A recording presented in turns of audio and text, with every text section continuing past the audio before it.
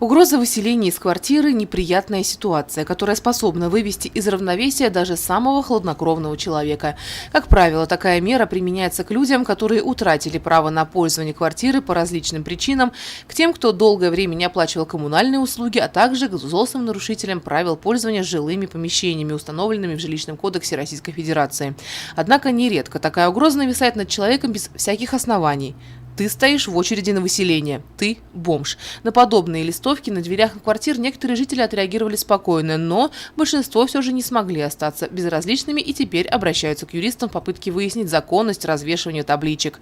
Вот как комментирует данную ситуацию пресс-служба Управления Федеральной службы судебных приставов России по Республике Башкортостан.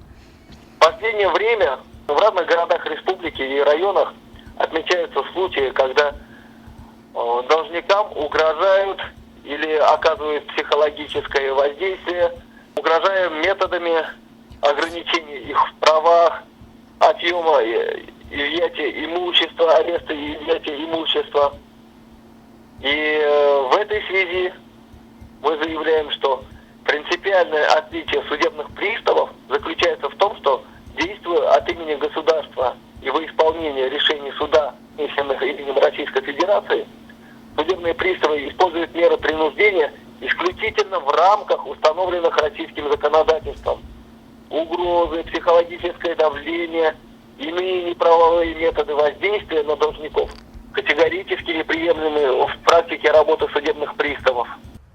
Судебные приставы исключены. Специалисты склоняются к той версии, что это дело рук коллекторов. Напомним, это далеко не первая жалоба жителей Башкирии на их поведение. На прошлой неделе в одном из городов республики коллекторы связались с семьей должника. После стандартных предупреждений и угроз им стало ясно, что деньги так просто не вернуть, поэтому они пустили слухи, что родители в этой семье принимают наркотики и пообещали, что их лишат родительских прав.